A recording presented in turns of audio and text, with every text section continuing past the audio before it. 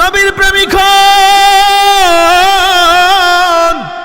ইহুদি একটা যুবক আমার নবীকে ভালোবেসেছিল, আল্লাহর হাবিবের দরবারে প্রায় দিন এসে দাঁড়ায়া থাকতো, আমার নবী দরবারে দাঁড়ায়া থাকতো। হুজুর, নবীজি প্রশ্ন করলেন, হে ইহুদি যুবক, তুমি কেন আমার দরবারে এসে দাঁড়ায়া থাকো? ইয়া রাসূলুল্লাহ, ইয়া হাবিবাল্লাহ, নবী গো, আমি আপনার দরবারে দাঁড়ায়া থাকি হুজুর, আমার বাবার অর্থ সম্পদ কম, আমার বাবা একদিন কাজ করলে আরেকদিন কাজ করতে পারে না। ইয়া রাসূলুল্লাহ, আমি প্রত্যেক দিন আসি না, যেই দিন আমাদের ঘরের মধ্যে খাবার থাকে না, যেই দিন আমাদের ঘরের মধ্যে অভাব অনটন লেগে থাকে, ইয়া রাসূলুল্লাহ, ইয়া হাবিবাল্লাহ, ওই দিন আমি এই জায়গার মধ্যে আসলে আমার কেন জানি আপনাকে ভালো লাগে নবী গো। ইয়া রাসূলুল্লাহ, এই জায়গার মধ্যে আসলে আমি আপনার নুরানি চেহারা মুবারকের দিকে তাকাইলে নবী গো, আমি আমার ক্ষুধা নিবারণ হয়ে যায়। আর জোরে কন্যা সুবহানাল্লাহ। ইয়া রাসূলুল্লাহ, আমার ক্ষুধা নিবারণ হয়ে যায় গো নবী, এই জন্য আমি আপনার দরবারে এসে আপনার চেহারা মুবারকের দিকে তাকায়া থাকি। নবীজি কিছুদিন পর লক্ষ্য করলেন ওই যুবকটা কয়েকদিন যাবত আল্লাহর হাবিবের দরবারে আসতেছে না। নবী আমার রাহমাতুল লিল আলামিন সাহাবীদেরকে বললেন, সাহাবীর দল, হো আমার সাহাবীরা, আমার একটা ইহুদি ছেলে প্রায় দিন আমি রাসূলুল্লাহর রিসালাতের দরবারের মধ্যে আসা, সে আয়েশা আমি নবীর চেহারার দিকে তাকায়া থাকতো। ও সাহাবীরা, ছেলেটা আজকে কয়েকদিন লক্ষ্য করলাম আসতেছে না, কেন? ঘটনা কি, কারণ কি? আমার নবী রাহমাতুল লিল আলামিনকে সাহাবায়ে কেরাম বললেন, হুজুর, ইয়া রাসূলুল্লাহ, ইয়া হাবিবাল্লাহ, এই ছেলেটা অসুস্থ আজকে কয়েকদিন যাবত। নবী আমার ডাক দিয়া কয়, তোমরা আমারে কেন বলো নাই, চলো চলো ওই ছেলেটাকে, ওই ইহুদি যুবকটাকে দেখতে যাব। নবী আমার রাহমাতুল লিল আলামিন যখন ওই ইহুদির বাড়িতে গেলেন, ইহুদি ছেলের যুবকের বাবা নজর করে নবীজির দিকে তাকায়া চোখগুলি বড় বড় হয়ে গেছে, কারণ মুসলমানদের নবী, যার জিনার পিছনে হাজার হাজার লক্ষ লক্ষ মানুষ ওই সময় যেই নবীকে ভালোবাসতো, সেই মুসলমানদের নবী, আমি ইহুদির বাড়ির ডেরা বাসার মধ্যে, ভাঙ্গা বাড়ির মধ্যে রাসূলুল্লাহ এসে গেছে, ওনার চোখ বড় হয়ে গেছে। ওই ইহুদি নবীজিকে বললেন, হুজুর, আপনি কেন এসেছেন? আমার নবী রাহমাতুল লিল আলামিন বলে, এর ইহুদি, তোমার ছেলেটা আমি নবীর পাগল, যদিও সে আমাকে ভালোবাসতো, যদিও সে ঈমান আনে নাই, কিন্তু সে প্রায় দিন আমি রাসূলুল্লাহর দরবারে যাইয়া থাকতো, আমার দিকে তাকায়া থাকতো, চোখের পানিগুলি ছেড়ে দিত। প্রশ্ন করলাম, কেন তুমি কাঁদো, কেন তুমি আমার দরবারে আসো? হুজুর, ইয়া রাসূলুল্লাহ, ও মায়ার নবী, দয়ার নবী, আপনার দিকে তাকাইলে ক্ষুধা নিবারণ হয়ে যায়। হাসান হোসাইন প্রায় দিন ঘরের মধ্যে খাবার থাকতো না, দৌড়টা দিয়া নানার বাড়িতে চলে যাইতো, নানার কাছে চলে যাইতো, নবীজির উরু মুবারকের মধ্যে বসে বসে নবীজির দাড়ি মুবারকগুলি হাতাইতো। নবী প্রশ্ন করতেন, নাতিরা, ও আমার ভাইয়েরা, তোমরা কেন এসেছো? কই, নানা, ও নানা, আজকে ঘরের মধ্যে কয়েকদিন যাবত খাবার নাই।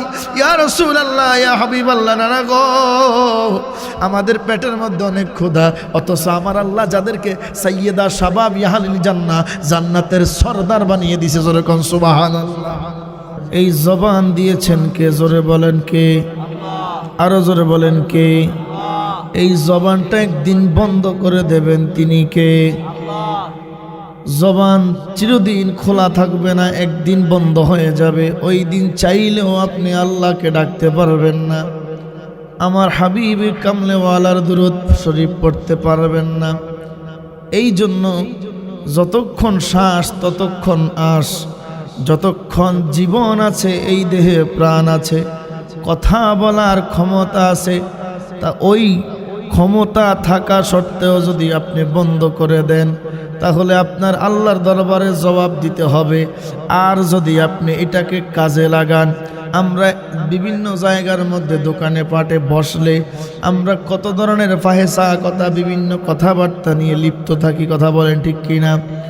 কিন্তু বাজান, আজকে আপনি যদি এই মুহূর্তে মাহফিলের মধ্যে বসে যদি আমার নবীর উপরে দুরূদ শরীফ পড়েন, আল্লাহর হাবিব রাহমাতুল লিল আলামিন বলে, উম্মতরে দুরূদ শরীফ পড়ার কারণে আমি নবী তোর হাসরের ময়দানে এই দুরূদ শরীফটা আমার কাছে রেখে দিয়ে আমি রসুল তোকে মিজানের পাল্লার মধ্যে দুরূদ শরীফটা দিয়ে আমি রসুল তোকে শাফাআত করে আল্লাহর জান্নাতে পাঠায়া দেব। তাহলে দুরূদ শরীফ পড়ার দরকার আছে কিনা? উম্মত যদি একবার দুরূদ শরীফ পড়ে, আল্লাহর রহমতের একজন ফেরেশতা ওই দুরূদ শরীফ পড়ার কারণে সৃষ্টি হয়। ওই দুরূদ শরীফ পড়নেওয়ালা উম্মতের জন্য যেই ফেরেশতাটা আমার আল্লাহ সৃষ্টি করে দেয়, সেই ফেরেশতাটা তার মাথা আকাশে, পাগুলি জমিনের মধ্যে। আল্লাহু আকবার! এত বিশাল আকৃতির ফেরেশতা।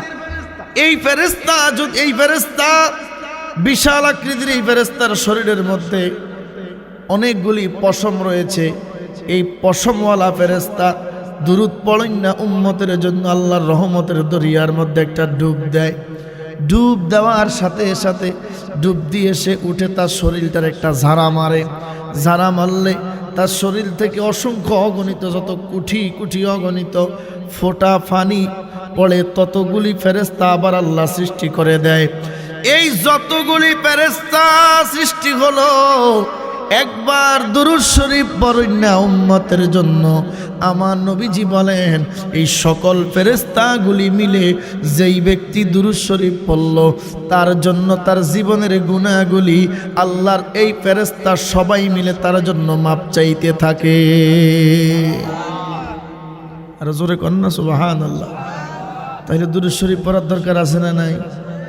আপনি গুনাহ করেন, শয়তানের ধোঁকায় পড়ছেন আপনি, গুনাহ করছেন আপনি, বরবাদ হয়ে গেছেন আপনি, কিন্তু হাবিবে পাকের উম্মত হওয়ার কারণে, নবীর প্রেমিক হওয়ার কারণে, আমার নবীর আশিক হওয়ার কারণে আজকে আল্লাহর ফেরেশতারা আপনার গুনাহ কিয়ামত পর্যন্ত ক্ষমা চাইতে থাকবে। উসিলা হলো হাবিবে পাকের দুরূদ শরীফ। চিল্লায়া কোন সুবহান! এই জন্য দুরূদ শরীফ পড়ার দরকার আছে না নাই? আসুন একটু মোহাব্বত নিয়ে, ভালোবাসা নিয়ে, হৃদয়ের সকল ভালোবাসা উজাড় করে দিয়ে আমার কামলেওয়ালা নবী, যেই নবী আপনার জন্য এখন রওজায়ে আতহারের মধ্যে উম্মতি উম্মতি বলে কান্দে, সেই কামলেওয়ালা নবীজির উপর একটু মোহাব্বতে দুরূদ শরীফ পড়ি। আল্লাহুম্মা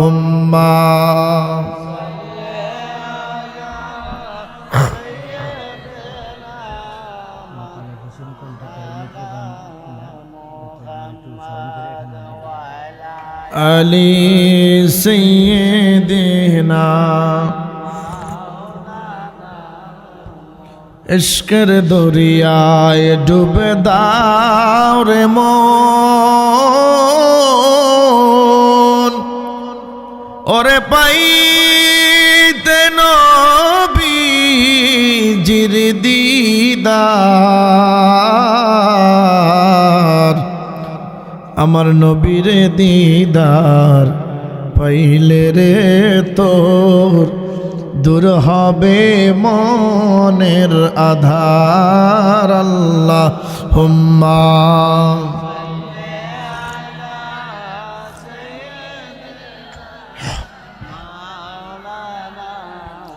মুহাম্মাদ ওয়া আলা আলিহি মাওলানা হাবিব যে আমার হৃদয়ের শান্তি, নবীজি আমার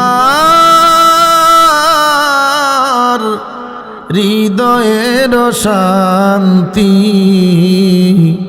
ভালোবেসে পাবো মোরা মুক্তি। নবী গো ভালোবেসে পাবো মোরা মুক্তি।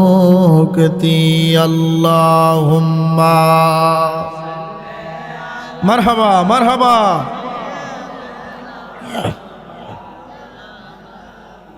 মুহাম্মাদ ওয়া আলা মাওলানা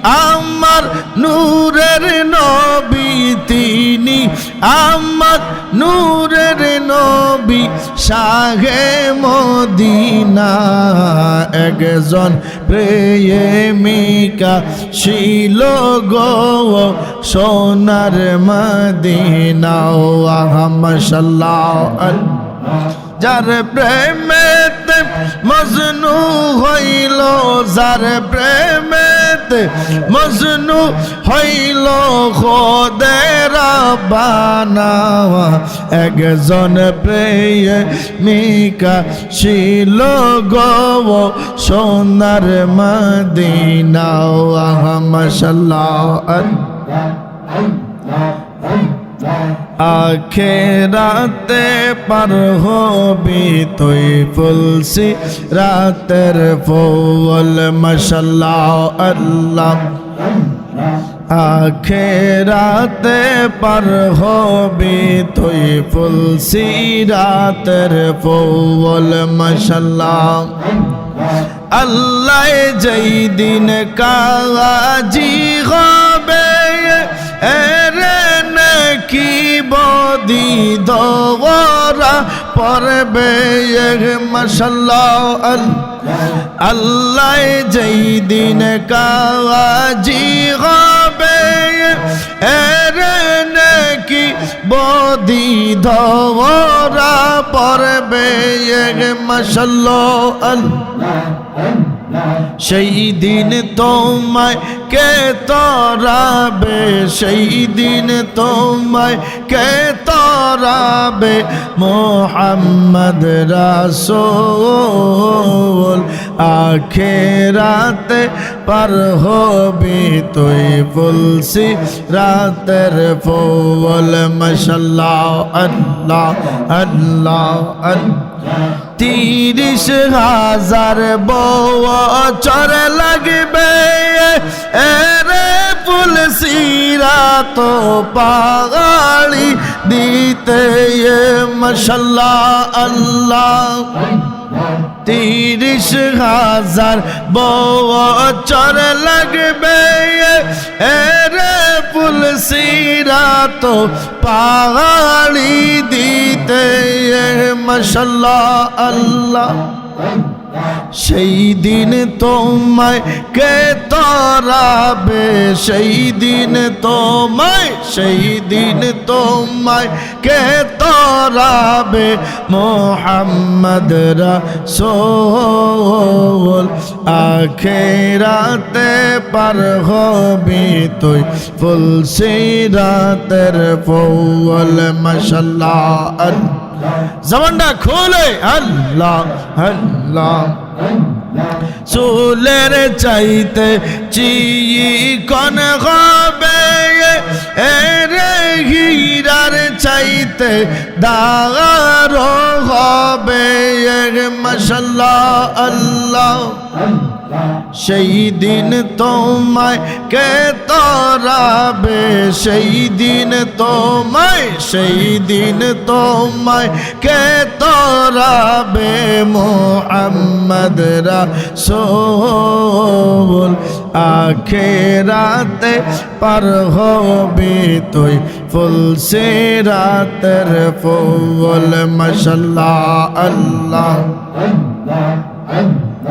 আল্লাহ আল্লাহ আল্লাহ লা ইলাহা ইল্লাল্লাহ লা ইলাহা ইল্লাল্লাহ মুহাম্মদ রাসূল আখেরাতে পার হবি তুই ফুল সিরাতের ফুল মাশাআল্লাহ আল্লাহ জবান খোলে আল্লাহ আল্লাহ আল্লাহ আল্লাহ আল্লাহ আল্লাহ আল্লাহ আল্লাহ আল্লাহ আল্লাহ আল্লাহ লা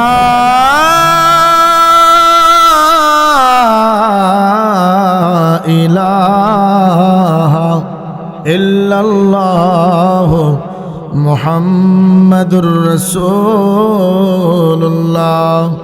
সাল্লাল্লাহু আলাইহি ওয়াসাল্লাম। উপস্থিত রাজাপুর পয়সাগাজী বাড়ি যুব সমাজের উদ্যোগে ও কবরবাসীদের রুহের মাগফিরাত কামনায় ৬তম বার্ষিক ওয়াজ ও দোয়ার মাহফিলে সম্মানিত সভাপতি জনাব হাজী মোহাম্মদ মোতালেব কন্ট্রাক্টর সাহেব, বিশিষ্ট সমাজসেবক রাজাপুর।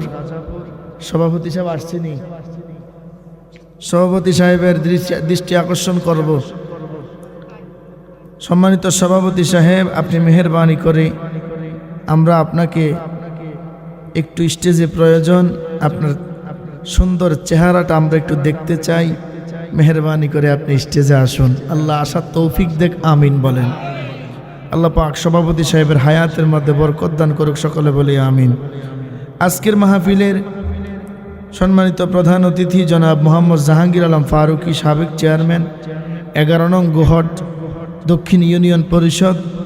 আজকের মাহফিলে প্রধান বক্তা হিসেবে উপস্থিত থাকবেন বিশিষ্ট ইসলামী চিন্তাবিদ, সমুদ্র কণ্ঠস্বর হজরত মাওলানা মোহাম্মদ কাউসার হোসেন জালালি সাহেব, জালালিয়া দরবার শরীফ, লাকসাম, কুমিল্লা। আজকের মাহফিলে বিশেষ বক্তা হিসেবে আলোচনা করেছেন আমার মিতা, আমার অত্যন্ত শ্রদ্ধাভাজন এবং ভালোবাসার মহব্বতের মানুষ হাফেজ মাওলানা আলহাজ মুফতি মহিউদ্দিন রেজা আল কাদরি সাহেব, বারাকাল্লাহু ফি হায়াতি, সকলে বলি আমিন। আলোচনা করেছেন হযরত মাওলানা মোহাম্মদ জাকির হোসেন নকশবন্দি মুজাদ্দিদি সাহেব, খতিব রাজাপুর গাউসিয়া জামে মসজিদ। আল্লাহ হুজুরের হায়াতে বরকত দান করুক, সকলে বলি আমিন। মাহফিল পরিচালনায় হাফেজ মোহাম্মদ জুবায়ের হোসেন, পেশ ইমাম রাজাপুর গাউসিয়া জামে মসজিদ, এবং জনাব কারি আবুল খায়ের সাহেব। হুজুর কই? আবুল খায়ের হুজুর তো আমি চিনি, উনি কোথায়? আসে নাই, এখনো আসে নাই, হয়তো আসতেছে বা অসুস্থ। যাই হোক, আল্লাহ পাক আসার তৌফিক দেখ, অসুস্থ থাকলে সুস্থতা নসিব করুক, সকলে বলি আমিন। হযরত উলামায়ে কেরাম, আমার সামনে উপবিষ্ট দাড়ি পাকা মুরব্বী বাবাজিরা, যুবক ভাইয়েরা, কচিকাঁচা মাসুম বাচ্চারা, মাইকের আওয়াজ যে যেখান থেকে শুনছেন, দোকানে, পাটে, রাস্তাঘাটে আমার অনেক ভাই বাবাজিরা, পর্দার আড়ালের মা ও বোনেরা, সকলকে আলোচনার শুরুতে আবারও সালাম দিচ্ছি, আসসালামু আলাইকুম ওয়া রাহমাতুল্লাহি ওয়া বারাকাতুহু। সর্বপ্রথম সেই মহান মনিব মালিকের দরবারে অসংখ্য অগণিত শুকর ও সুজুদ আদায় করি, যিনি মহান রব্বে করিম আমাদেরকে এই কনকনে শীতের মাঝেও আল্লাহ পাক আমাদেরকে দোকানে পাটে না বসিয়ে, দুনিয়ার মোহে না রেখে, লেফ কম্বলের সেই উষ্ণতার মাঝে না রেখে, এই খোলা ময়দানে আল্লাহ পাক আমাদেরকে জান্নাতের বাগানে এসে বসার তৌফিক দিয়েছেন। আল্লাহ পাকের ইসমে জাতের জিকির করার তৌফিক দিয়েছেন। আল্লাহ পাকের প্যারা হাবিব আফতাবে নবুয়ত, শাহনশাহি রিসালাত, শামসুল হিদায়ত, সৈয়দুস সাকলাইন, শফিউল মুজনিবিন, রহমাতুল লিল আলামিন, যিনি আজ থেকে ১৫০০ বছর আগে আপনার জন্য আমার জন্য ৫৭০ খ্রিস্টাব্দে এই পৃথিবীর জমিনে এসে ইয়া উম্মতি বলে কেঁদেছেন। এখনও যিনি রওজায়ে মুবারকের মধ্যে, রওজায়ে আতহারের মধ্যে আপনার জন্য আমার জন্য কাঁদতেছেন, যিনি হাসরের ময়দানে আপনার জন্য কাঁদবেন, সুপারিশের ঝান্ডা নিয়ে যিনি দৌড়াইতে থাকবেন। হযরতে বেলাল রাদিয়াল্লাহু তাআলা আনহু নবীজিকে প্রশ্ন করে, হুজুর আমি আপনাকে কোথায় পাবো নবী গো? আপনাকে আমি কোথায় পাবো? হাসরের ময়দানে যখন কঠিন ভয়াবহতা সৃষ্টি হয়ে যাবে, ইয়া রাসূলুল্লাহ আমি আপনাকে কোথায় তালাশ করব? আমার নবীজি বলে, বেলাল আমাকে তুমি এক জায়গায় পাবে না। হুজুর কোথায় পাবো? নবীজি বলে, বেলাল তুমি আমাকে পাবে, আমি নবী কিছুক্ষণ মিজানের পাল্লার কাছে থাকবো। সুবহানাল্লাহ। আমি কিছু সময় থাকবো জাহান্নামের গেইটের কাছে, আবার আমি কিছু সময় থাকবো হাসরের ময়দানে সেজদারত অবস্থায়, আবার কিছু সময় ফুলসেরাতের ৩০,০০০ বছরের সেই ব্রিজ, সেই রাস্তাটার সামনে আমি রসুল দাঁড়িয়ে থাকব। আমার পাগলগুলিকে, আমার গুনাহগার উম্মতগুলিকে, যারা শীতকে উপেক্ষা করে, শীত এসেছে কিন্তু শীত তোকে আমরা ভয় পাই না, তুই যতই লাগস না কেন, আমরা নবীর মাহফিলে বসবো, আমরা নবীকে ভালোবাসি। কথা কোন ঠিক না বে ঠিক? এই জন্য আমরা শীত লেপ কম্বলের উষ্ণতা ছেড়ে দিয়ে দুনিয়ার সকল ভালোবাসা ছেড়ে দিয়ে মাহফিলে বসেছি আল্লাহর হাবিব রহমাতুল্লিল আলামিনের সেই পাগল উম্মতগুলিকে নবী পার করার জন্য, যিনি রহমাতুল্লিল আলামিন এইভাবে হাসরের ময়দানে ছুটাছুটি করতে থাকবে, যিনি আল্লাহর দেওয়া প্রদত্ত ক্ষমতায় যেই নবী রহমাতুল্লিল আলামিন শাফাআত করে আপনাকে আমাকে জান্নাতে নিয়ে যাবে, সেই রহমাতুল্লিল আলামিন নবীজির শানে কয়েক মর্তবা দুরূদ শরীফ পড়ার তৌফিক যেই মহান রব্বে করিম আমাদেরকে দান করেছেন, এই জন্য রব্বে করিমের দরবারে উচ্চ কণ্ঠে আওয়াজ দিয়ে মোহাব্বতে পড়ি আলহামদুলিল্লাহ। আমি বলি আমাদের নসিবটা খুশ নসিব। দেখেন সামনেই কবরস্থান, ঠিক না বেঠিক? আজকে চাইলেও তারা একবার সুবহানাল্লাহ বলতে পারে না। অনেকে মনে করবে মাহফিলে মানুষ কম, লোক কম হইছে। মাহফিলে হাজার হাজার মানুষ আসলো, ভাইরাল বক্তা আনলেন, 1 লাখ টাকা 50,000 টাকা হাদিয়া দিলেন, হাজার হাজার মানুষ আসলো। কিন্তু যদি ওই জায়গা যদি কমিটির নিয়ত থাকে আমাদের মাহফিলে আমরা ভাইরাল একজন বক্তা দাওয়াত দিলাম, হাজার হাজার লক্ষ লক্ষ মানুষ হবে, তাহলে এই মাহফিল করে কোনো লাভ নাই। কথা কোন ঠিক না বেঠিক? কিন্তু আমি মনে করি এই মাহফিলগুলি দুনিয়াবাসী যেমন উপকৃত হচ্ছে, দুনিয়াবাসীরা যেমন লাভবান হচ্ছে, তার চেয়ে হাজার হাজার গুণ বেশি লাভবান হচ্ছে কবরবাসীরা। কথা কোন ঠিক না বেঠে? এই জন্য মাহফিলে মানুষ কম বেশি এটা ফ্যাক্টর না, এটা দেখার বিষয় না। কেউ এটা মাথাতে আনবেন না যে মাহফিল মানুষ অনেক হয়েছে, জমছে, এই হয়েছে, সে হয়েছে, না, সেটা না। কোরবানি দেওয়ার সময় যখন আপনি গরু কিনেন, কোরবানির গরুটা যখন আপনি কিনেন, আপনি যদি মনে করেন 1 লাখ টাকা দিয়ে কিনে আপনি 1,20,000 টাকা দেওয়া একটা গরু কিনছেন, সেটা আপনি 1 লাখ টাকায় পাইছেন, এইরকম একটা গরু পাইছেন। আরেকজনের সাথে যদি পখর করে বলেন আমরা একটা গরু কিনছি, এটা বর্তমান আজকের বাজারে 1,50,000 কইব, কয় না এমনি মানুষ? কথা কয় না? এভাবে বলে কি না? আজকের বাজারে 1,50,000 বলবে, আমরা 1 সপ্তাহ আগে কিনছি 1 লাখ টাকা দিয়া, আমগো গরুটাই তো গরুটাই সেরা। এই বেটার কোরবানি হইতো না, কারণ এই বেটা আরেকজনের গরুর সাথে সেরা কইতে যায়। সে টাকার কষ্ট নিয়ে আসছে, গোশতের কষ্ট নিয়ে আসছে, তার গরু খুব হাইপাই দামি, সে এটা নিয়ে আসছে। সে আগে এখন কিনলে ঠকতো, আগে কিনছে জিতছে। আপনি ঠকা জিতা কোনটারে বুঝান? গোস্ত বেশি পাবেন, এটাকে তো বুঝাইতেছে যে গোস্ত বেশি হবে আমাদেরটা, এই জন্য আমরা জিতছি, কম টাকায় গোস্ত বেশি পাইছি। আপনার নিয়ত তো সেটা, কিন্তু আপনার নিয়ত থাকতে হবে কোনটা? আমার আল্লাহ খুশি হবে যেই কোরবানি করলে আমার আল্লাহ খুশি হবে। যেই কোরবানি করেছিলেন হযরত ইব্রাহিম খলিলুল্লাহ, শুয়েছিলেন হযরত ইসমাইল ও জবিউল্লাহ, চিল্লে কন্যা সুবহান। ক্বালা ইয়া বুনাইয়া ইন্নী আরা ফিল মানামি আন্নী আযবাহুকা ফানজুর মাযা তারা। قال يا أبت فعل ما تؤمر ستجدني إن شاء الله من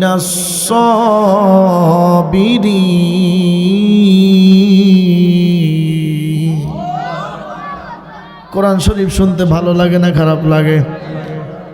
বিসমিল্লাহির রাহমানির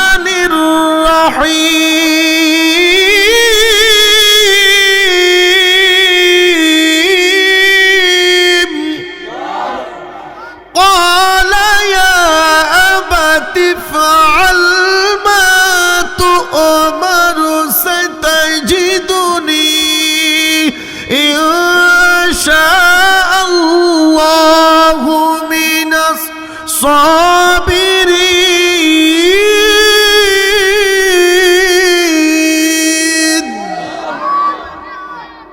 হযরত ইব্রাহিম খলিলুল্লাহ, কোন খলিল? 82 বছর বয়স আমার আল্লাহ সন্তান দিয়েছে। কত বছর বয়স? 82 বছর বয়স, সন্তান নাই। 82 বছর বয়স আল্লাহ সন্তান দিয়েছে হযরত ইসমাইল জবিউল্লাহকে। ও ইব্রাহিম, ক্বালা ইয়া বুনাইয়া ইন্নী আরা ফিল মানাম। ইব্রাহিম নবী স্বপ্নে দেখলেন, কোরবানি করলেন। আমার ভাইয়েরা, বন্ধুরা, বাবাজিরা আমার, কোরবানি তিনি করলেন, কিন্তু কি কোরবানি করতেছে? আল্লাহ বলতেছে, ইব্রাহিম আপনার অতি পছন্দের যেই জিনিস আপনার অতি ভালোবাসার যেই জিনিস, ও ইব্রাহিম নবী আপনি সেই জিনিসটা কোরবানি করেন। তিনি প্রথম দিন কোরবানি করলেন 100 উট। আল্লাহু আকবার বলেন। আবারও স্বপ্ন দেখলেন, আবার তিনি কোরবানি করলেন 100 দুম্বা। আল্লাহু আকবার। আবার কোরবানি করলেন 100। পরের দিন আবার স্বপ্নে দেখলেন, আবার কোরবানি করলেন 100 বকরি। আল্লাহু আকবার। 100 বকরি কোরবানি করলেন, 100 দুম্বা কোরবানি করলেন, 100 উট কোরবানি করলেন। কিন্তু 3 দিন পরে যখন আবারও স্বপ্নে দিল, স্বপ্নে দেখাইল, কারণ নবীদের স্বপ্নের মাধ্যমে আল্লাহ ওহী নাজিল করে। আমার ভাইয়েরা, বন্ধুরা, বাবাজিরা আমার, প্রায় সময় আমার আল্লাহ যখন জিবরাইল ছাড়া যখন সরাসরি আল্লাহ এবং তার হাবিবের মাঝে ওহী পাঠাইতেন, একদিন আম্মা জান আয়েশা সিদ্দিকা রাদিয়াল্লাহু তাআলা আনহার হুজরা মুবারকের মধ্যে আল্লাহর হাবিব শুয়ে আছেন, নবীজি ঘুমাচ্ছেন। এমন সময় আল্লাহর হাবিব এইভাবে থর থর করে কাঁপতেছেন, নবীজির পেশানি মোবারক থেকে ঘাম মোবারক গুলি ঝরতেছিল। আম্মা জান আয়েশা সিদ্দিকা রাদিয়াল্লাহু তাআলা আনহা আল্লাহর হাবিব রাহমাতুল লিল আলামিনকে, আমার নবীজিকে টাচ করলেন, নবীজিকে ধরলেন। হুজুর আপনি কি অসুস্থ? ইয়া রাসূলুল্লাহ, ইয়া হাবিবাল্লাহ, নবী গো আপনি কেন এভাবে কাঁপতেছেন? নবীজির ঘুম মোবারক ভেঙে গেল। আয়েশা তুমি কি জানো না, নবীরা ঘুমায়, নবীদের চক্ষু ঘুমায়, কিন্তু নবীদের অন্তর ঘুমায় না। জোরে কোন আল্লাহু আকবার। নবীরা ঘুমায় কিন্তু নবীদের চক্ষু ঘুমায়, তাদের অন্তর ঘুমায় না। এই অন্তর দ্বারা আমি আমার আল্লাহ সরাসরি ওহী নাজিল করেছে, আল্লাহর কথাগুলি আমি শুনতেছিলাম। এই জন্য আমি নবী এভাবে কাঁপতেছিলাম, আমার ঘাম আসতেছিল, আমার রবের দিদার আমি পেয়েছি। জোরে কন্না আল্লাহু আকবার। আমার ভাইয়েরা, বন্ধুরা, বাবাজিরা আমার, ইব্রাহিম নবী স্বপ্নে দেখলেন, তিনি এইভাবে এতগুলি 300টা কোরবানি করার পরেও ইব্রাহিম খলিলুল্লাহ চিন্তা করলেন, এবার হাইরে আবারও স্বপ্নটা দেখলাম, একই স্বপ্ন বারবার 4র্থ দিন দেখলাম। এবার তিনি চিন্তা করলেন, এই পৃথিবীতে আমার অতি প্রিয় কি আছে?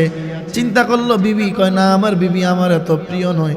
আমার আল্লাহ যে সন্তান দিছে সবচাইতে বেশি পছন্দনীয়, বেশি ভালোবাসার, আমার অত্যন্ত মোহাব্বতের সন্তান হলো আমার ইসমাইল ও জবিউল্লাহ। এবার তিনি কি করলেন? মার কাছে তো বলা যাবে না, বললেন আমি ইসমাইলকে নিয়ে দাওয়াত খাইতে যাব, তাকে সুন্দর পোশাক পরাইয়া দাও, গোসল করাইয়া দাও। ইসমাইল আলাইহিমুসসালাতু ওয়াসসালাম তিনি আল্লাহর জন্য কেমন পাগল ছিলেন, কেমন প্রেমিক ছিলেন। আমরাও তো আল্লাহর প্রেমিক, আমরাও তো আল্লাহকে ভালোবাসি, কিন্তু ওনাদের কোরবানি কেমন হলো আর আমাদের কোরবানি কেমন হচ্ছে একটু শোনেন বাজান। আমার ভাইয়েরা, বন্ধুরা, বাবাজিরা আমার, ইসমাইল জবিউল্লাহকে ওনার মা ওনাকে গোসল করাইয়া, সুন্দর পোশাক পরিধান করাইয়া ওনাকে যখন বাবার সাথে দিয়ে দিলেন, সুন্দর কোনো মা কি বুঝবে তার বাবা তার সন্তানকে জবাই করতে নিতেছে? এটা জীবনও বুঝবে না। আমরা আমাদের সন্তানদেরকে নিয়ে যাই বিভিন্ন জায়গার মধ্যে, কিন্তু আমরা কি তাদেরকে মারতে নেই না দাওয়াত খাইতে নেই? ঠিক দাওয়াত খাইতে নেই। আমার ভাইয়েরা, বন্ধুরা, বাবাজিরা আমার, হযরত ইসমাইল নবীর মা ওনাকে সুন্দর মতো পোশাক পরিধান করিয়ে পাঠিয়ে দিলেন বাবার সাথে। ইব্রাহিম খলিলুল্লাহ বাড়ি থেকে কিছু দূর এসে এবার সন্তানকে এই কথাটাই বলতেছে, ক্বালা ইয়া বুনাইয়া ইন্নী আরা ফিল মানাম, হে আমার সন্তান, ও আমার কলিজার টুকরা সন্তান, আমার আল্লাহ 82 বছর বয়সে, আমি এই বৃদ্ধ মানুষ, এই বয়সে আমার আল্লাহ তোমাকে হাদিয়া হিসাবে আল্লাহ আমাকে দিয়েছে। বাবারে, আমি স্বপ্নে দেখেছি আমি তোমাকে আল্লাহর জন্য কোরবানি করতেছি। জোরে কোন সুবহানাল্লাহ। আমি স্বপ্নে দেখেছি আমি তোমাকে আল্লাহর জন্য কোরবানি করতেছি। ক্বালা ইয়া বুনাইয়া ইন্নী আরা ফিল মানাম, ও বাবা আমি স্বপ্নে দেখেছি আমি তোমাকে কোরবানি করতেছি। আন্নী আযবাহুকা, আন্নী তোমাকে, আযবাহুকা মানে জবাই করতেছি। ফানজুর মাজা তারা, তুমি আল্লাহর সন্তুষ্টির জন্য আমি তোমাকে কোরবানি করতেছি। এবার সন্তান কি বলে? ক্বালা ইয়া আবাতি ফাআল মা তু'মারু সাতাজিদুনি ইনশাআল্লাহু মিনাস সাবিরিন। আল্লাহু আকবার। ক্বালা ইয়া আবাতি, হে আমার পিতা।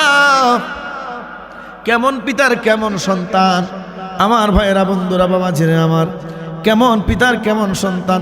ক্বালা ইয়া আবাতি ফাআল মা তু'মার, হে আমার বাবা, আপনি স্বপ্নে দেখেছেন আমাকে আপনি কোরবানি করতেছেন, কিন্তু বয়স কত? 10 থেকে 12 বছর বয়স ইসমাইল নবীর। তিনি কি বুঝেন? এই বয়সে তিনি বলতেছেন, বাবা আপনি দেখেছেন আল্লাহর সন্তুষ্টির জন্য কোরবানি করবেন, আর আমি আল্লাহর সন্তুষ্টির জন্য কোরবানি হব। একদিন তো মরতেই হবে, একদিন তো চলে যেতেই হবে। ও আমার পিতা, ও আমার বাবা, আমার বাবা গো, ও ইব্রাহিম নবী, কয়জনের নসিবে আল্লাহর জন্য, আল্লাহর সন্তুষ্টির জন্য কোরবানি করা এবং কোরবানি হওয়া কয়জনের নসিবে আছে বাজান? ও আমার বাবা। ক্বালা ইয়া আবাতি ফাআল মা তু'মার সাতাজিদুনি ইনশাআল্লাহু মিনাস সাবিরিন। ও আমার বাবা, আপনার উপরে যে আদেশ বর্তানো হয়েছে, আপনি আপনার আদেশ পালন করেন, আপনি আমাকে ধৈর্যশীলদের মধ্য থেকে একজন পেয়ে যাবেন। জোরে কোন আল্লাহু আকবার। আমাকে ধৈর্যশীলদের মধ্য থেকে একজন পাবেন, অর্থাৎ আমাকে সবরকারী একজন পেয়ে যাবেন। আমি কোনো নাড়াচাড়া করব না। বাবা আপনার উপরে যে আদেশ বর্তানো হয়েছে, আপনি সেই আদেশ অনুযায়ী আপনার কাজ করেন। জোরে কোন আল্লাহু আকবার। এটা হলো আল্লাহর প্রেমিক। কথা কোন ঠিক না ঠিক? এখন যদি কাউকে বলা হয় আল্লাহর জন্য তুমি একটু জীবন দিতে হবে না, যদি বড় ধরনের একটা কাজ দেওয়া হয়, আল্লাহর বান্দা ধরে শুরু করে। কথা কোন ঠিক না ঠিক? এই যে মাহফিলে বসছেন, এখানে তো কত সুন্দর সুবিধা, কত সুন্দর প্যান্ডেল করা হয়েছে, কত সুন্দর বিছানা বিছানো হয়েছে। একটু বসবে, আল্লাহ আল্লাহ রসুলের সানা খানি, আল্লাহ আল্লাহ রসুলের একটু কথা শুনবে। কথা কোন ঠিক কিনা? এরপরে দুনিয়ার মানুষ আসতে চায় না, দুনিয়ার মানুষ বসতে চায় না। এখন যদি আমার এই পয়সা গাজীর ভাইয়ের, পয়সা গাজী বাড়ির যুব সমাজ, তারা যদি এই জায়গার মধ্যে মাহফিল না করে, যদি এই সাউন্ড বক্সগুলি দিয়ে যদি একটা ডিজে পার্টির আয়োজন করত, দেখতেন এতক্ষণ এখানে লোকের অভাব হইতো না। কথা কোন ঠিক কিনা? কেন হইতো না? কারণ ওইটা শয়তানের কাজ, আর শয়তান চাইবে আপনারে কিভাবে ধোঁকা দিয়ে জাহান্নামী বানানো যায়। কথা বলেন ঠিক কিনা? এই জন্য বন্ধু, মৌত আসার আগে সোজা হতে হবে, মৌত আসার আগে আপনাকে সঠিক পথে চলতে হবে, কারণ পরে আফসোস করে কোনো লাভ হবে না। সময় থাকতে সময়কে মূল্যায়ন করতে হবে। কথা বলেন ঠিক কিনা? আজকে আমি কই কথার মধ্যে চলে যাই, আজকে আমরা লাভবান, আজকে আমরা অতি ভাগ্যবান। এখন আমরা বসে মাহফিলে বসে আল্লাহকে ডাকতে পারতেছি, কিন্তু কবরের মধ্যে যারা শুয়ে আছে তাদের সেই সুযোগ নাই। আমরা যদি এই মাহফিলে বসে যদি একবার সুবহানাল্লাহ বলি, আমার নবী রাহমাতুল্লিল আলামিন বলেন, একবার সুবহানাল্লাহ বলার কারণে আমার আল্লাহ তোমার আমলনামার মধ্যে আকাশ জমিনের মধ্যবর্তী জায়গা পরিমাণ সওয়াব দিয়া তোমার আমলনামাটাকে ভরপুর করে দিবে। নেক আমলগুলি যদি ব্যাংকের টাকার মতন দেখা যাইতো, তাইলে মানুষ দেখতে কিভাবে নেক আমল করতে। কথা কোন ঠিক কিনা? টাকাওয়ালা, টাকার মিশিং থেকে টাকা যেমনি বাহির হয়, তারা যদি মানুষ যদি দেখতো যে নেক আমল করলে এই পরিমাণ সওয়াব পাওয়া যাইতেছে, এগুলো যদি দেখা যাইতো, তাইলে মনে হয় কিছু নেক আমল করতো। আর না হয় মানুষ এতই উদাসীন হয়ে গেছি আমরা। অথচ আপনি যে আজকে মাহফিলে বসছেন, আগামীকালকে যে বসতে পারবেন, আগামীকালকে যে আপনি মাহফিল পাবেন, এটার কোনো নিশ্চয়তা আছে? এই মাহফিল 6 বছরে 6 বার হচ্ছে, ঠিক কিনা? আগামী বছর আল্লাহ কবুল করলে হবে। কথা কোন ঠিক কিনা? কিন্তু বন্ধু, আজকের মাহফিলে আপনি বসেছেন, আগামী বছর নাও থাকতে পারেন। আজকে আপনি আল্লাহকে ডাকতে পারতেছেন, আল্লাহ আজকে আপনাকে সুযোগ দিয়েছে। আগামী বছর আপনি এই সময় নাও থাকতে পারেন, আগামী বছর সুযোগ নাও হইতে পারে। এই জন্য সময় থাকতে সময়কে মূল্যায়ন করতে হবে। আসার সিরিয়াল আছে, যাওয়ার কোনো সিরিয়াল নাই। কথা কোন ঠিক কিনা? আস্তে আস্তে সিরিয়াল হয়, যে আগে আসে তে বড় হয়, এরপরে যে আসে সে মেজু হয়, এরপরে যে আসে সে ছোট হয়। কিন্তু বন্ধু, বড় ভাইয়ের আগে ছোট ভাই মারা যায় কি যায় না? আরো জোরে বলেন, যায় কি যায় না? যার যেই দিন সময় হবে মালাকুল মউত তার সাথে ওই সময় সাক্ষাৎ করবে। আপনি মনে করছেন আপনি উঠতেছেন, আপনি মনে করছেন আপনি মরবেন না, আপনার শরীরের রক্ত টকবক করতেছে। কিছুদিন আগে আমাদের এক ভাই দুনিয়ার থেকে বিদায় নিল, যদিও তাকে মারা হয়েছে ওসমান হাদি নামের একজন ভাই, যার জানাজায় হাজার হাজার মানুষ হয়েছে। কথা কোন ঠিক কিনা? ওসমান হাদির মতো বেড়ায় সে আগের দিনও, একটু আগেও তাকে যখন গুলি মারা হয়েছিল এর আগেও হয়তো চিন্তা করে নাই একটু পরে সে গুলি খাইয়া অসুস্থ হবে। কথা কোন ঠিক কিনা? কত বড় আশা, 12 তারিখ নির্বাচন করবে, কত আশা নিয়ে মাঠ গুছাচ্ছে। কথা কোন ঠিক কিনা? আমরা মোবাইলে ইউটিউবে খবরে দেখছি তাকে মানুষ হাদিয়া দিচ্ছে, টাকা দিচ্ছে নির্বাচন করার জন্য, দেখছেন না? তাকে মানুষ ভালোবেসেছে। কিন্তু আমি ওই কথা রাজনীতি কথা না, আমি তাকে এটা বলতে চাই, ওসমান হাদি ইয়াং তাগড়া যুবক, সে আশা করেছে নির্বাচন করবে। আল্লাহ কয়, ওসমান হাদি রে, এর আগেই আমি তোমাকে নিয়ে যাব। বাংলাদেশ থেকে একজন সরকার বিদায় নিছে, আর যখন ওই সরকার বিদায় নিল, আওয়ামী লীগ সরকার বিদায় নেওয়ার পর, শেখ হাসিনা বিদায় নেওয়ার পর, বাংলাদেশের মধ্যে যখন খালেদা জিয়া, যখন আমরা দেখছি উনি একটু হাসি খুশি আগামী নির্বাচন করবে, দেশ স্বাধীন করবে, দেশ শাসন করবে, ওনারা নির্বাচনে যদি ক্ষমতা যায় দেশকে ভালোভাবে চালাবে। কথা কোন ঠিক কিনা? কিন্তু খালেদা জিয়া আল্লাহ ডাক দিয়ে চলে গেল। থাকতে পারছে? আপনি থাকতে পারবেন? আমি থাকতে পারবো? কেউই থাকতে পারবো না। এই জন্য আল্লাহ কোরআন শরীফের মধ্যে বলেন, তুমি যদি লোহা দিয়েও যদি ঘর বানাও, তুমি যদি লোহার কিল্লার মধ্যেও যদি প্রবেশ করো, একটু আল্লাহকে ভয় করেন, একটু আল্লাহকে ভয় করেন, একটু মৃত্যুকে ভয় করেন আমার ভাইয়েরা। আল্লাহ কোরআন শরীফের মধ্যে বলেন, আইনামা তাকুনু ইউদরিকুমুল মাউতু ওয়ালাউ কুনতুম ফি বুরুজিম মুশাইয়াদা। আর জোরে করে আল্লাহু আকবার। আমার আল্লাহ বলতেছে, বান্দা, হে আমার বান্দা, আইনামা তাকুনু ইউদরিকুমুল মাউত ওয়ালাউ কুনতুম ফি বুরুজিম মুশাইয়াদা।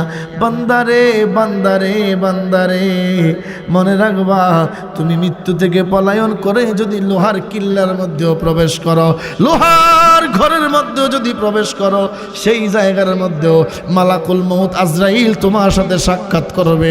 লা শাক্কাফি, লা শাক্কাফি, কোনো সন্দেহ নাই। কথা বলেন ঠিক না বেঠিক? আমার মরণের কত দিন বাকি আমি জানিলাম না, ও আল্লাহ, মরণের কত বাকি আমার, মরণের কত দিন বাকি আমি জানিলাম না গো আল্লাহ, মরণের কত দিন বাকি আমার, মরণের কত দিন বাকি আমি জানিলাম না গো আল্লাহ, মরণের দিন বাকি। আর আজরাইল আসিয়া যেই দিন হস্তে দিবায় দড়ি, সেই দিন আমার মনা ভাই করবে লুকালুকি আমি জানিলাম না গো। মনা ভাই বলতে রুহুটারে বুঝাইছে আর কি। সেই দিন আমার প্রাণ পাখি করবে লুকালুকি আমি জানিলাম না গো আল্লাহ, মরণের কত দিন বাকি আমার, মরণের কত দিন বাকি আমি জানিলাম না গো আল্লাহ, মরণের কত দিন। আর হায়াত হইল হাতে বাইরে মত হইল পায়ে যেই জায়গায় যার মরণ লেখা সেই জায়গায় সে মরে আমি জানিলাম না গো আল্লাহ মরণের কত দিন বাকি আমার মরণের কত দিন বাকি আমি জানিলাম না গো আল্লাহ মরণের কত দিন একটা জবান বন্ধ রাখবেন না চিৎকার করে বলি ইয়া রাসূলুল্লাহ আরো আওয়াজে বলি ইয়া রাসূলুল্লাহ আমার ভাইরা বন্ধুরা বাবাজিরে আমার আল্লাহ কোরআন শরীফের মধ্যে বলেন বিসমিল্লাহির রহমানির রহিম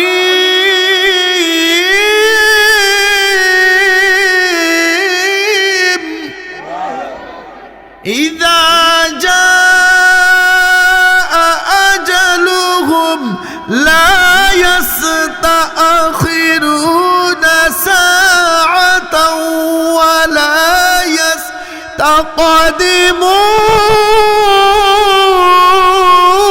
يستقدمون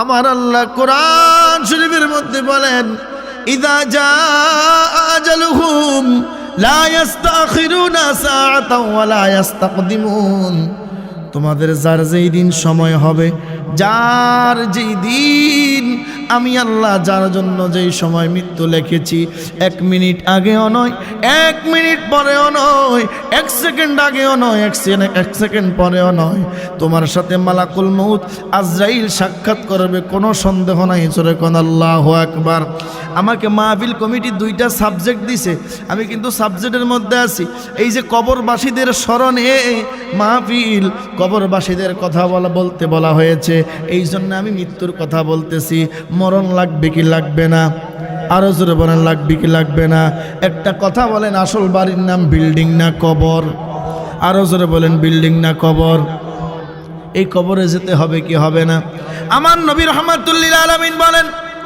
আখিরাত জগতের সর্বপ্রথম গেট হলো কবর যেই ব্যক্তি কবরের মধ্যে ধরা পড়ে যাবে ওই ব্যক্তির জন্য প্রত্যেকটা ধাপ হাসরের ময়দানে মিজানের পুলসেরাতে প্রত্যেকটা জায়গার মধ্যে ওই ব্যক্তি বড় মুসিবতের মধ্যে পড়ে যাবে আর যেই ব্যক্তি কবরের মধ্যে মুক্তি পেয়ে যাবে কবরের মধ্যে যেই ব্যক্তি ছাড় পেয়ে যাবে ওই ব্যক্তির জন্য পরবর্তী ধাপগুলি সহজ হয়ে যাবে জোরে কান আল্লাহু আকবার নবীজি যখন কবরের ভয়াবহতা বর্ণনা করলেন সাহাবীরা হাউমাউ করে কাঁদা আরম্ভ করলো হযরত ওসমান জিন নুরাইন রাদিয়াল্লাহু তাআলা আনহু ওসমান জিন নুরাইন রাদিয়াল্লাহু তাআলা আনহু তিনি কি করলেন তিনি কবরের পাশে যায় প্রত্যেকদিন তিনার এই গাল ভর্তি দাড়ি মোবারক ছিল ওসমান জিন নুরাইন যখন কান্না করতেন ওনার প্রত্যেকটা দাড়ি এই চোখের পানির কারণে ভিজে সব কিছু ভিজে যাইতো জোরে কন্না আল্লাহু আকবার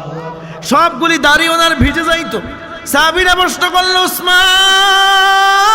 উসমান রে উসমান ও নবীর সাহাবী আপনি তো 10 জন সাহাবীর মধ্য থেকে একজন আমার আল্লাহ যাদেরকে জান্নাতের সার্টিফিকেট দিয়েছে ওই জান্নাতের সার্টিফিকেট পাওইন না 10 জন উম্মতের মধ্যে একজন উম্মত তো আপনি কেন কবরের কথা চিন্তা করেন আপনার কাছে তো জান্নাতের সার্টিফিকেট আছে জোরে কোন আল্লাহু আকবার ওসমান জিন নুরাইন রাদিয়াল্লাহু তাআলা আনহু তিনি বলে ও নবীর সাহাবীরা রে আমি ওসমান কেন কাঁদি জানোনি আমি নবীজি বলেছেন আখিরাত জগতের সর্বপ্রথম গেট হলো কবর সেই কবরের মধ্যে আমি কেমনে থাকবো অন্ধকার ঘর অন্ধকার কবরের মধ্যে আমি কিভাবে থাকবো ওই জায়গার মধ্যে যদি আমি ধরা পড়ে যাই আরে নবীজি তো জান্নাতের সার্টিফিকেট দিছে এটা তো হাসরের ময়দান কায়েম হওয়ার পরে জান্নাত কিন্তু রাসূল বলেছে আখিরাত জগতের সর্বপ্রথম গেট হলো কবর সেই কবর কবরের মধ্যে যেই ব্যক্তি ধরা পড়বে, সাহাবায়ে কেরাম দেখেন আমাদেরকে কি শিক্ষা দিয়ে যাচ্ছে। সাহাবীরা রাসূলুল্লাহ আমার নবীজির সাহাবীদের ব্যাপারে, আমার নবীর সাহাবীদের ব্যাপারে তিনি বলেছেন আসহাবি কান নুজুম, আমার এক একজন সাহাবী আকাশের তারকার মতো। জোরে কোন আল্লাহু আকবার। আমার এক একজন সাহাবী আকাশের নক্ষত্র, আকাশের তারকারাজির মতো। কিন্তু সেই সাহাবীরা আমাদেরকে শিক্ষা দিয়ে যাচ্ছে, ও নবীর উম্মতেরা, আমি জান্নাতের সার্টিফিকেট পাইলাম, জান্নাতের সার্টিফিকেট পাওয়ার পরেও আমি ওসমান জিন্নুরাইন কবরের পাশে যায় কান্দি কবরের আযাব থেকে মুক্তি পাওয়ার জন্য। তোমাদের কি সেই জ্ঞান হয় নাই? তোমাদের ভিতরে কি সেই ভয় আসে নাই যে তোমরাও একদিন অন্ধকার মাটির ঘরে চলে যেতে হবে? কথা কোন ঠিক কিনা? নবীর সাহাবীরা আমাদেরকে সেই শিক্ষা দিয়ে যাচ্ছে। আমার ভাইয়েরা, বন্ধুরা, মামাজিরা আমার, একটা মানুষ যখন তাকে কবরে নিয়ে যায়, সে মনে করে তার পিছে পিছে যতগুলি মানুষ যাচ্ছে সবাই তার সাথে যাবে, আমার কিসের ভয়, এত মানুষ আমার কাছে আছে। যখন ওই ব্যক্তিকে কবরের মধ্যে শোয়ানো হয়, তিনজন ব্যক্তি যখন নেমে যায়, তিনজন ব্যক্তি নেমে যায় আর সবাই কবরের উপরে থেকে যায়, ওই মৃত ব্যক্তি, ওই কবরবাসী মনে করে সকল মানুষগুলি বুঝি আমার পর হয়ে গেল, এই তিনজন বুঝি আমার আপন, তারা বুঝি আমার কবরে আমার সাথে থাকবে। একজন একজন একজন একজন করে যখন আল্লাহর বান্দাগুলি, মানুষগুলি যখন কবর থেকে উঠে যায়, তখন আল্লাহর বান্দা তখন চিন্তা করে, হায় রে, কেউ তো নাই, কেউ তো নাই, এই অন্ধকার কবরের মধ্যে আপন কেউ নাই। আল্লাহর ওই বান্দার একমাত্র যিনি তাকে সাহায্য করবে তিনি হলো আমার দু জাহানের বাদশাহ নবী রহমাতুল লিল আলামিন। আরো জোরে বলেন না সুবহানাল্লাহ। সেই নবীরে ভালোবাসার দরকার আছে না নাই? যিনি আপনার কবরের মধ্যে থাকবে, যিনি আপনাকে বাঁচানোর জন্য হাসরের ময়দানে সেজদারত অবস্থায় পড়ে থাকবে। আরে হাসরের ময়দানে নবী থাকিবেন সেজদায়, আহা আমার আশিক উম্মতে যেন জান্নাত পেয়ে যায়। ওরে ওই নবীজির মোহাব্বতে, ওই নবীজির মোহাব্বতে দুরুদ পড়িও, মন যদি দিতে হয় নবীকে দিও, আহা মন যদি দিতে হয়।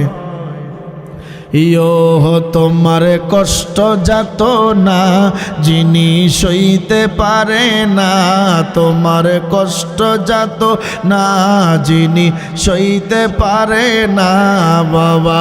ওই নবীজির মোহাব্বতে, ওই নবীজির মোহাব্বতে মিলাদ পড়িও, মন যদি দিতে হয় নবী দিও, আহা মন যদি দিতে হয়।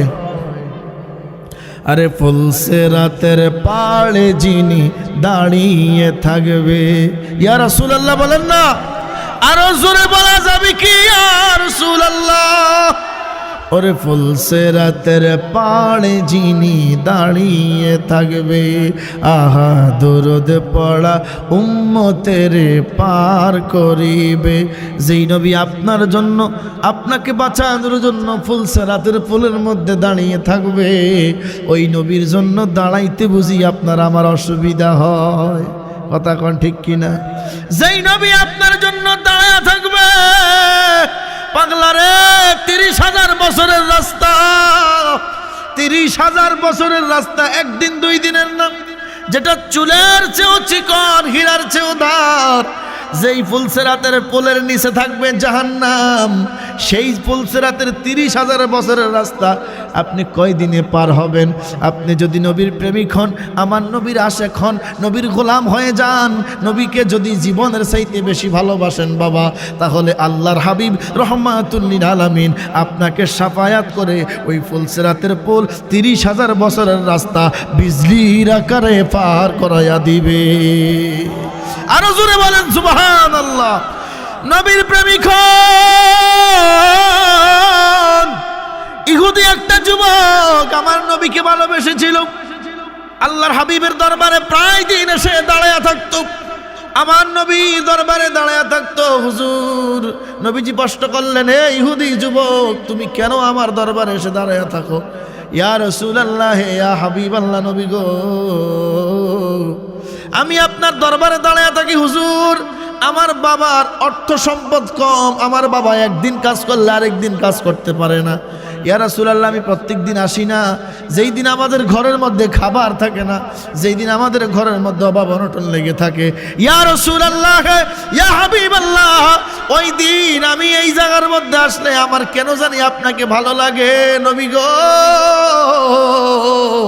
ইয়া রাসূলুল্লাহ, এই জায়গার মধ্যে আসলে আমি আপনার নুরানি চেহারা মুবারকের দিকে তাকাইলে নবী গো, আমি আমার ক্ষুধা নিবারণ হয়ে যায়। আর জোরে কন্যা সুবহানাল্লাহ। ইয়া রাসূলুল্লাহ, আমার ক্ষুধা নিবারণ হয়ে যায় গো নবী, এই জন্য আমি আপনার দরবারে এসে আপনার চেহারা মুবারকের দিকে তাকায়া থাকি। নবীজি কিছুদিন পর লক্ষ্য করলেন ওই যুবকটা কয়েকদিন যাবত আল্লাহর হাবিবের দরবারে আসতেছে না।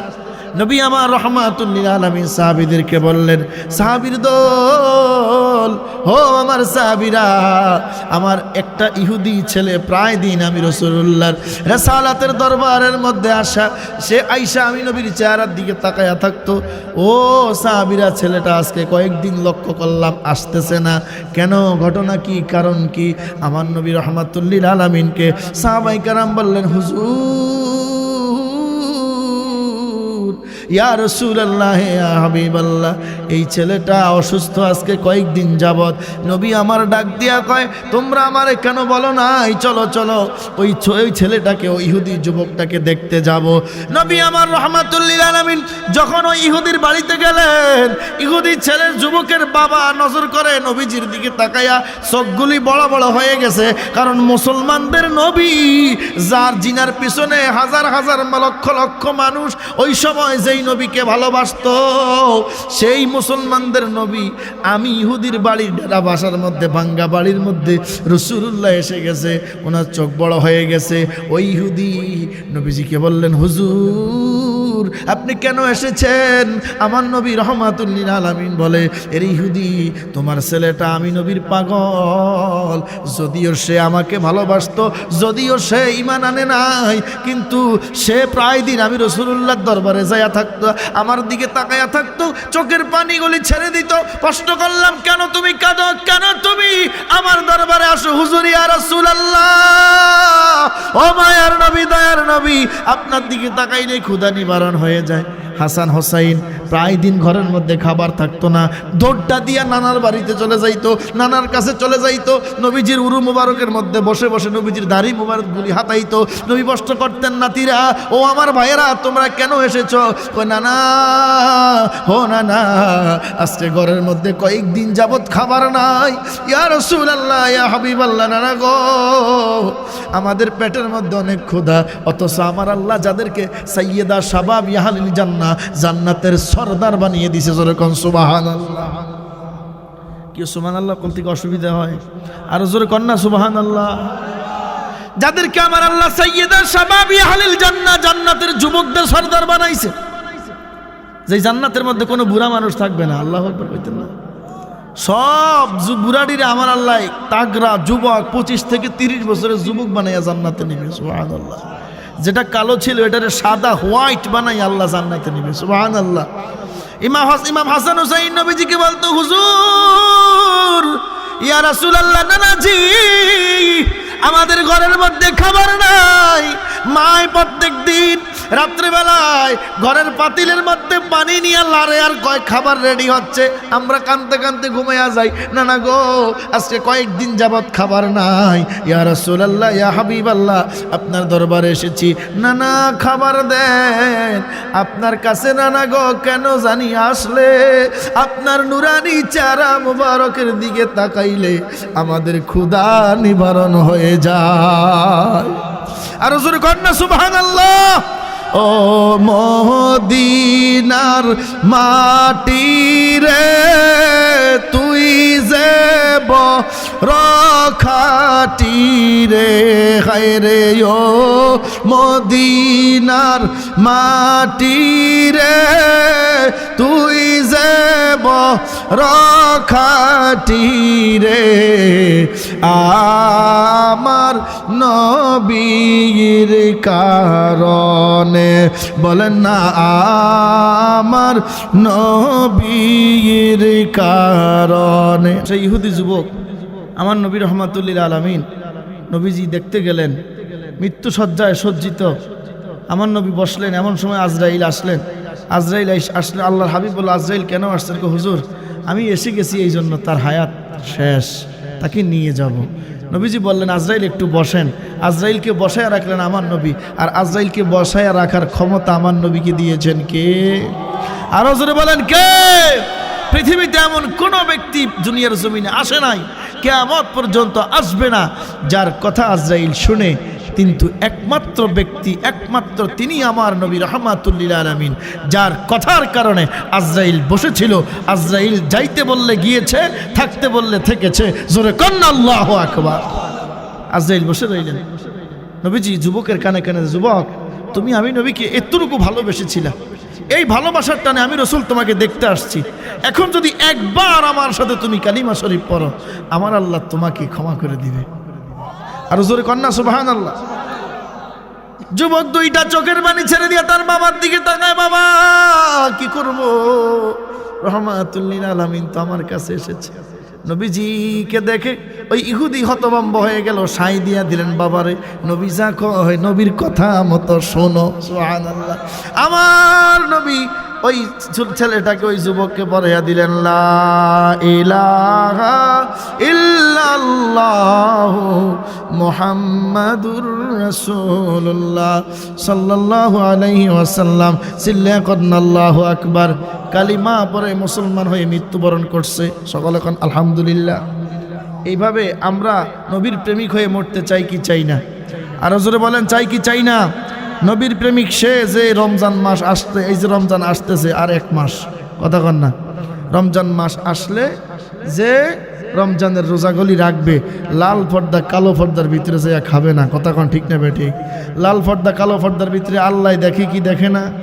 আপনি লাল পর্দার ভিতরে ঢুকছেন, দুনিয়ার মানুষ আপনাকে দেখবে, কিন্তু ওই পর্দার ভিতরে যে আপনি ঢুকছেন, হিসাব দিতে হবে কি হবে না? আরো জোরে বলেন, হবে কি হবে না? আমার ভাইয়েরা, আমাকে রমজান সম্পর্কে কিছু কথা বলতে বলা হয়েছিল। যে হোক, আমার ভাইজান যেহেতু এসে গেছে, আমি এক্ষুনি ছেড়ে দিচ্ছি। তবে মনে রাখবেন, রমজান মাস এমন একটি মাস, আল্লাহর হাবিবের কাছে আজরাইল আইসা, তিনি দোয়া, জিবরাইল আলাইহিস সালাতু ওয়াস সালাম আইসা দোয়া করতেছেন, ইয়া রাসূলুল্লাহ, যে ব্যক্তি রমজান পাইল, নিজের জীবনের গুনাহগুলি ক্ষমা নিতে পারলো না, তার উপরে লানত। আমার নবী কয় আমিন। নবী কি কয়? এভাবে 3 বার আমিন বলে নবীজি মিম্বরের মধ্যে উঠলেন। সাহাবীরা প্রশ্ন করলেন, হুজুর আপনি আমিন বলছেন কেন? এখানে তো কেউ আমিন বলার জন্য কোনো দোয়া করে নাই। নবী কয়, আমি যা দেখি তোমরা তা দেখো না। সুবহানাল্লাহ বলেন না? জিবরাইল এসে দোয়া করছে যে রমজান পাইল, জীবনের গুনাহ মাপ নিতে পারলো না, ওই ব্যক্তির উপরে লানত। যখন এই দোয়া করছে, আমি ওই দোয়ার পক্ষে আমিন বলছি। অর্থাৎ রমজান পাইয়া যে ব্যক্তি জীবনের গুনাহ মাপ নিতে পারবে না, ওই ব্যক্তির উপরে লানত। এই দোয়ার পক্ষে আমিন বলছে কে? আমার নবী রাহমাতুল লিল আলামিন। অতএব সাবধান, রমজান মাস আসলে রোজাগুলি রাখার দরকার আছে না নাই? আর জোরে বলেন না, আছে না নাই? রোজা রাখবেন তো ইনশাআল্লাহ? 30টা পুরাপুরি 30টা না, কিছু ছাড়া যাইব? ছাড়া যাবে? আপনি যদি বলেন আপনি রমজান মাস কাজ করতে পারেন না রোজা থাকলে, সাহাবীরা কি কাজ করে নাই? কোন সাহাবীর জীবনে ইতিহাস আছে যে ওনারা রমজানের রোজা ছেড়ে দিছে? সাহাবীরা ক্ষুধার কারণে আল্লাহর হাবিবের কাছে আইসা, হুজুর আমরা পাথর বানছি, একজনে একটা একটা করে পাথর বানছে। আল্লাহর হাবিব আমার নবীজি জুব্বা মোবারক কালকে দিয়ে দেখা, সাহাবীরা দেখো আমি 3টা বানছি, তোমরা তো একটা বানছো, আমি রাসূল 3টা পাথর বানছি। জোরে কান্না আল্লাহু আকবার। এই কথা আল্লাহর কাছে চলবে না। এই জন্য রমজান মাস নেয়ামতি মাস। একটা সুন্নাত যদি কেউ আদায় করে, একটা ফরজের সওয়াব। সুবহান। একটা ফরজ আদায় করলে 70টা ফরজের সওয়াব। সুবহানাল্লাহ কন্যা পড়ার দরকার আছে না নাই? একবার সুবহানাল্লাহ বললে 70 বার সুবহানাল্লাহ বলার সওয়াব। সেই নিয়ামতি মাস, রহমতি মাস, মাগফিরাতি মাস, নাজাতের মাস আসতেছে, আমরা খুশি না বেজার? হুজুর রমজান মাস আসছে, শয়তানরে আল্লাহ না বান্ধিয়ে রাখছে। কারণ রমজান যখন আসে, রসুল বলে রমজান মাস যখন আসে তখন শয়তানকে আল্লাহ লোহার জিনজিরা দ্বারা আটকায় রাখে। কিন্তু রমজান মাস আসার পরেও যারা শয়তানি করে, তারা কোন শয়তান? হেসুম তো কোনো শয়তান নাই, কথা কয় না। ওই সময় তো কোনো শয়তান নাই। কিন্তু রমজান মাস আসছে, শয়তান তো আল্লাহ বান দিয়ে রাখছে, কিন্তু এখন যেটা শয়তানি করে এটা 11 মাস শয়তানি করছে। কয় মাস? বাকি 11 মাস শয়তানি করে সে নিজে শয়তান হয়ে গেছে। আল্লাহ তো বাঁচছে হেই শয়তান রে, তুমি মানুষ শয়তানটা তো বাঁধে নাই, এই জন্য তুমি মানুষ শয়তান। ওই রমজান পাইয়াও আল্লাহ তোমার হেদায়েত করে নাই, এই তোমার কপালে দুর্গতি, তোমার কপালে লানত। এই জন্য তুমি এই নেয়ামতি মাস পাওয়ার পরেও তুমি রমজানের রোজাগুলি রাখো না, রমজান মাস পাইয়াও তুমি শয়তানি করো। কথা কোন ঠিক না বে ঠিক? আমরা কি ওই রকম শয়তান হব না প্রকৃতি ইমানদার হব? আমরা প্রকৃতি ইমানদার হওয়ার দরকার আছে না নাই? রমজানকে মূল্যায়ন করার দরকার আছে না নাই? রাসূল বলে মান সামা রমাদানা ঈমানান ওয়া ইহতিসাবা গুফিরা লাহু মা তাকদ্দামা মিন যামবি। যেই ব্যক্তি ঈমানের সহিত রমজানের প্রত্যেকটা রোজা আদায় করলো, গুফিরা লাহু মা তাকদ্দামা মিন যামবি, আমার আল্লাহ তার জীবনের সকল গুনাহগুলি মাফ করে দিবে। চিল্লে এখন সুবহানাল্লাহ।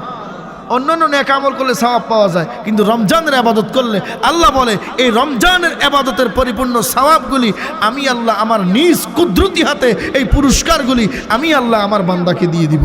চিল্লে এখন না সুবহানাল্লাহ। এই জন্য রমজানকে মূল্যায়ন করার দরকার আছে না নাই? আরও জোরে বলেন না, আছে না নাই? আমার ভাইজানকে বসাইয়া আমি 10টা মিনিট বেশি কথা বলে ফেলছি। ভাইজানের কাছে দোয়া আছে, আপনাদের সকলের নিকট দোয়া আছে। আজকের জন্য মহিউদ্দিন হাবিবি এখান থেকে বিদায় নিচ্ছি। আমা তৌফিক ইল্লা বিল্লাহ। সকলে দোয়া করবেন। আসসালামু আলাইকুম ওয়া রাহমাতুল্লাহি ওয়া বারাকাতুহু।